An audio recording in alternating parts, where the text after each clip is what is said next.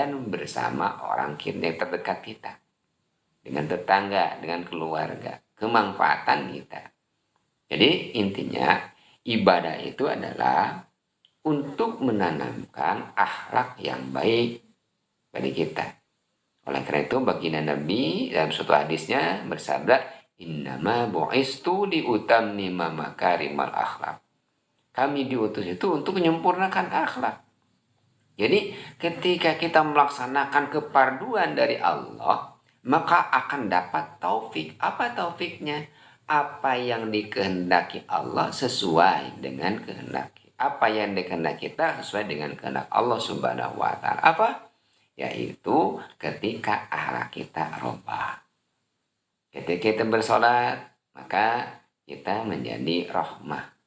Sayang kepada tetangga, sayang kepada keluarga, sayang kepada istri dan anak, sayang kepada kakak, kadang ke bibi dan lain sebagainya.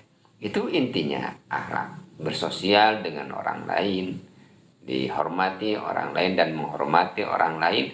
Itu intinya ibadah itu, supaya asar bekas ibadah itu menjadi kebaikan bagi seluruhnya. Gitu.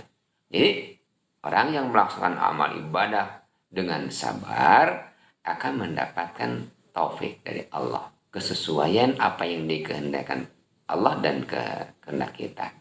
Yang kedua, kata baginda, sabar itu ala adannas. Sabar akan cacian dari manusia. Kita harus sabar ketika kita dicaci oleh orang. Orang yang sabar akan cacian dari manusia, maka akan menimbulkan mahabbah.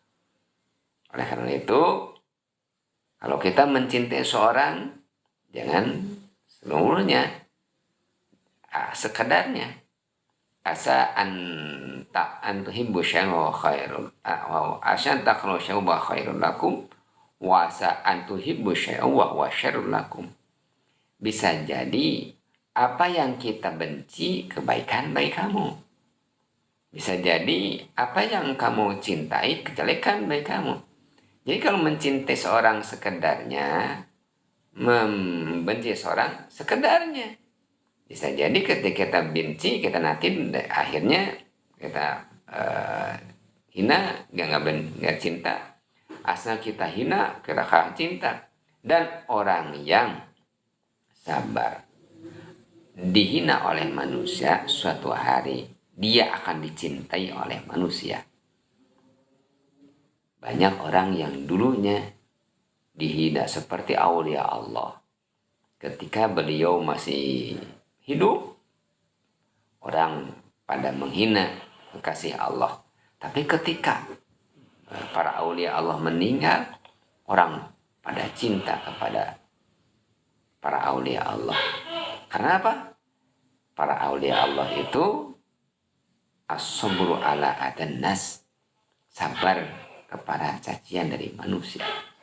Bahkan dalam suatu riwayat disebutkan sabru ala adannas al-bulughi ilal gayat, akan mencapai apa yang dicita-citakan oleh kita. Kalau kita ingin cita-cita kita tercapai, maka sabar akan penghinaan manusia. Banyak orang yang berhasil jadi pejabat, jadi orang kaya, jadi orang-orang yang berpengetahuan tinggi.